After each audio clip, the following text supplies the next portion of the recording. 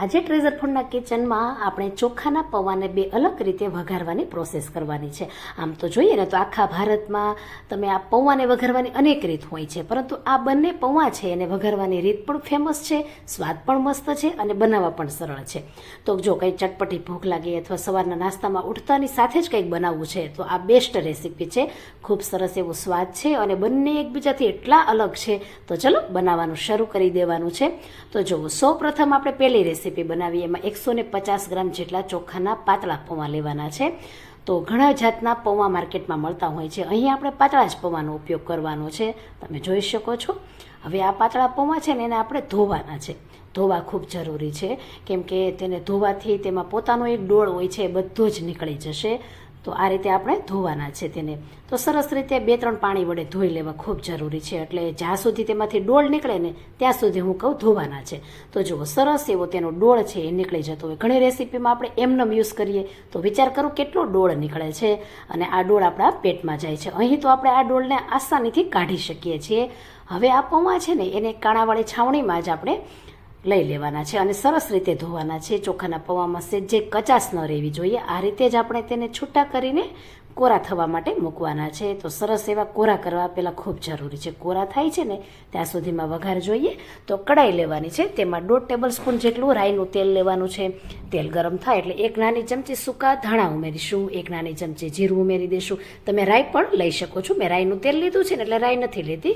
અડધી મોટી ચમચી વરિયાળી, 1 તમાલપત્ર, 7 થી 8 મીઠા લીમડાના પાન, અડધી ચમચી ગરમ મસાલો, અડધી નાની ચમચી હળદર પાવડર ઉમેરી દઈશું. 3 મોટી ચમચી જેટલા શિંગદાણા ઉમેરી દઈશું.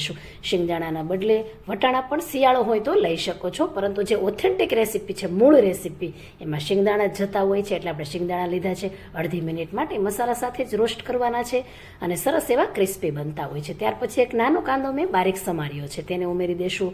2 તીખા મરચાના ટુકડા ઉમેરી દેશું. સાથે જ આદુનું છે આપણે 1 નાની ચમચી ઉમેરી દેશું. અડધી ચમચી જેટલું મીઠું ઉમેરી દેશું અને બધું સરસ રીતે મિક્સ કરી દેશું. અહીં વઘાર જેટલો સરસ બને છે ને એટલે આ પૌવાનો ટેસ્ટ અનેક ગણો મસ્ત આવે છે. તો આ રીતે જુઓ, મસાલો છે બધો જ સરસ રીતે વઘારાઈ ગયો છે અને એકદમ ધીમા ગેસ ઉપર આ પ્રોસેસ કરીશું. ત્યાર પછી જે આપણા ચોખાના પૌવા છે, જુઓ તમે એકદમ ડ્રાય થઈ ગયા છે, એકદમ છૂટા છૂટા થઈ ગયા છે. તો શરૂઆતમાં જ આપણે ચોખાના પૌવાની પહેલી પ્રોસેસ કરવાની, કે જ્યાં સુધી વઘાર થાય ને ત્યાં સુધી પૌવા એકદમ ડ્રાય થઈ જાય. 2 ચમચી જેટલા લીલા ધાણા ઉમેરીશું. સાથે જ અડધા લીંબુનો રસ ઉમેરી દઈશું. તો ખૂબ સરસ એવો તમે જુઓ ને તો ટેસ્ટ જ એટલો મસ્ત હોય છે ને આ પૌવાનો, કે બધાથી અલગ તરી આવે છે અને સ્પેશિયલી ચોખાના પૌવાથી જ બને છે. તમે જુઓ, ચોખાના પૌવા સાથે વઘાર મિક્સ કરીને જ આ પૌવા મેં બનાવ્યા છે. તો આ રીતે જુઓ પૌવા બની ગયા છે અને લુક તમે જુઓ કેટલો મસ્ત આવે છે. તો હવે આપણે એક બીજી પણ પ્રોસેસ કરીશું. તેમાં તો 2 ચમચી જેટલી દળેલી ખાંડ લઈ લેશું. સાથે જ આપણે લેવાનું છે પાણી. તો 2 મોટી ચમચી જેટલું પાણી ઉમેરી દેશું અને સરસ રીતે આ સુગર સિરપ આપણે મિક્સ કરવાનું છે. તો સરસ રીતે જુઓ, પાવડર હોય ને એટલે ફટાફટ મિક્સ થઈ જાય. જ્યારે ખાંડ લ્યો ને તો એ વાર લાગતી હોય છે. ખાંડ લેતા હોય તો 1 ચમચી લેવાની છે. તો સરસ એવું આ સુગરનું પાણી છે એને જુઓ વઘારેલા જે આપણા પૌવા હતા એમાં જ ઉમેરી દેવાનું છે. હવે તમને થોડોક ખ્યાલ જો કદાચ આવી ગયો હોય તો આ છે ઇન્દોરી પૌવા, કે જેને સ્પેશિયલ આ રીતે સુગર એડ કરીને થોડાક સ્વીટ, થોડાક તીખા એવા પૌવા બનાવવામાં આવતા હોય છે. ખરેખર બધા પૌવાથી આ ઇન્દોરી પૌવા એકદમ અલગ જ તરી આવે છે. તેનો ટેસ્ટ પણ એટલો સરસ છે, બનાવવા પણ એટલા સહેલા છે. તો ખૂબ સરસ એવા ટેસ્ટી ઇન્દોરી પૌવા એકવાર જરૂરથી ટ્રાય કરો. એકદમ પરફેક્ટ મેથડ છે અને ટેસ્ટમાં પણ બેસ્ટ છે. તો જો થોડીક એવી તમને ભૂખ લાગી અથવા સવારમાં જ તમને કંઈક મસ્ત મજાનું ખાવાનું મન થઈ જાય ને તો બેસ્ટ નાસ્તો છે. તો 2 થી 3 ચમચી જેટલી આપણે રતલામી સેવ છે એને સ્પ્રિંકલ કરીશું. થોડા દાડમના દાણા, સાથે જ લીલી આપણે કોથમીર પણ ઉમેરીશું. તો તેનો લુક પણ તમે જોઈ શકો છો કેટલો મસ્ત આવે છે. સાથે ટેસ્ટમાં પણ એટલા મસ્ત બન્યા છે કે તમે ખાતા નહીં ધરાવ. તો ચોક્કસ એકવાર ટ્રાય કરો. રેસીપી ખૂબ સરસ છે અને રેસીપી ગમે ને તો શેર કરવાનું નથી ભૂલવાનું. તો એકદમ છૂટા છૂટા, એકદમ ખીલેલા અને સ્વાદમાં એકદમ બેસ્ટ એવા ઇન્દોરી પૌવા રેડી છે. અને એકવાર ચોક્કસ ટ્રાય કરો, ખૂબ જ મસ્ત બને છે. તો આ રીતે આપણે ઇન્દોરી પૌવા પરફેક્ટ બનાવી શકીએ છીએ. તો આ થઈ આપણી પહેલી રેસીપી પૌવાની. હવે બીજી રેસીપી શરૂ કરીએ. તો એ માટે જુઓ, કડાઈમાં આપણે 2.5 ટેબલ સ્પૂન જેટલું શીંગ તેલ લેવાનું છે અને આ બની રહ્યા છે આપણા ગુજરાતી પૌવા. તો જુઓ, 1 સૂકું લાલ મરચું, સાથે 1 નાની ચમચી રાઈ તતડાવીશું. તેલ ગરમ થતાં 1 નાની ચમચી જીરું, 7 થી 8 મીઠા લીમડાના પાન ઉમેરી દેશું. તો રાઈ ફૂટી જાય ને પછી ગેસની ફ્લેમ ધીમી રાખીને એક નાની ચમચી હળદર પાવડર, અડધી ચમચી હિંગ ઉમેરી, અડધી ચમચી જેટલો ગરમ મસાલો ઉમેરીશું, સાથે 3 તીખા મરચાંના ટુકડા ઉમેરી દઈશું અને અડધી ચમચી જેટલું આપણે આદુનું છીણ ઉમેરી દઈશું. 12 થી 15 કાજુના ફાડા ઉમેરીશું. જો કાજુ ન ઉમેરવા હોય ને તો બિલકુલ તમે તેને સ્કીપ કરી શકો છો. હવે એકદમ ધીમા ગેસ પર કાજુ થોડાક એવા કલરમાં બદલાય ત્યાં સુધી આપણે તેને શેકવાના છે. તો થોડોક કાજુનો કલર ચેન્જ થઈ ગયો છે. ત્યાર પછી એક નાનું ટમેટું મેં ચોપ કર્યું છે. જો ઘણીવાર એવું થાય કે પૌવા છે ને આપણને સૂકા લાગતા હોય છે ઠંડા થયા પછી, અને તેલ સારા પ્રમાણમાં હોય તેમ છતાંય ખાવાની મજા નથી આવતી. તો એક ટમેટું ઉમેરી દેજો, તેનો સ્વાદ બેવડાઈ જશે અને પૌવા છે એકદમ થોડાક મોઇશ્ચરવાળા અને ખાવામાં પણ કોરા નહીં લાગે. તો થોડું તેલ છૂટું પડે ને ત્યાં સુધી આપણે ટમેટાને વચ્ચે વચ્ચે ચમચો ફેરતા રહીને ખુલ્લું જ આપણે ચોળવી લેશું. તો તેલ જો તમે સરસ એવું છૂટું પડી ગયું છે, ટમેટું પણ સોફ્ટ થઈ ગયું છે.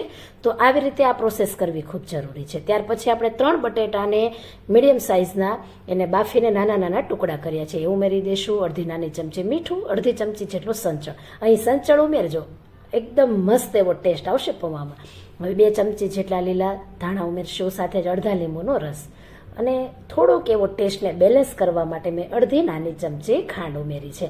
તો એકદમ તીખા, થોડા ગળચટ્ટા અને એટલા મસ્ત મજાના ખાટા મીઠા આપણા ગુજરાતી પૌવા અહીં બની રહ્યા છે. અને જો મસાલા આ પ્રમાણે પરફેક્ટ ઉમેરશો ને તો પૌવાનો ટેસ્ટ તમે જોજો એટલો મસ્ત આવશે કે તમારું મન ખુશ થઈ જશે.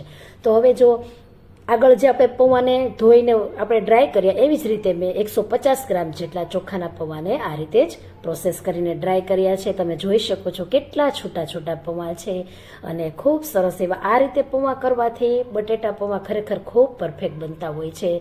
જો તમે પરફેક્ટ વોશ નહીં કરો ને તો પણ પૌવામાં કચાશ રહે અને થોડા રબર જેવા અને ખૂંચતા હોય છે.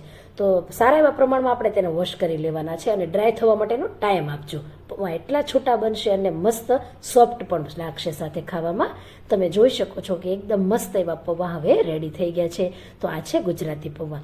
તો ગુજરાતી પૌવા જુઓ અને તમે ઇન્દોરી પૌવા જુઓ, બંને એકબીજાથી કેટલા ડિફરન્ટ છે અને સ્વાદમાં પણ એટલા મસ્ત છે. તો ચલો હવે તેને સર્વ કરી લઈએ. તો જુઓ, પૌવાને જોતા જ ખ્યાલ આવે કે જે તમને કોરા જેવા પૌવા નહીં લાગે. એકવાર આ રીતે પણ બનાવી જોજો, એટલા મસ્ત બને છે ફ્રેન્ડ્સ કે તમે વારે વારે આ રેસીપીથી બનાવશો. તો ખૂબ ટેસ્ટી, સાથે જ એક લીલું તીખું મરચું અને લીંબુની સ્લાઇસથી હું તેને ગાર્નિશ કરીશ. અને જો ફ્રેન્ડ્સ આવી જ નવી નવી રેસીપી જોવી હોય તો મારે ચેનલને સબસ્ક્રાઇબ કરી ઓલ બેલ બટન ઉપર ક્લિક કરજો. અને અત્યારે જો આ બંને પૌવાની રેસીપી ગમી હોય ને તો વધુમાં વધુ તમારા ફ્રેન્ડ્સ અને ફેમિલીમાં શેર કરવાનું નથી ભૂલવાનું. તો ખૂબ સરસ એવા બંને પૌવાની રેસીપી મેં તમને બતાવી છે. વઘાર એકદમ બંનેનો અલગ છે, ટેસ્ટ પણ એકદમ અલગ છે અને એટલા તો ખાવામાં ટેસ્ટી લાગે છે કે તમારું મન ખુશ થઈ જાય. તો આવજો. જય શ્રી કૃષ્ણ.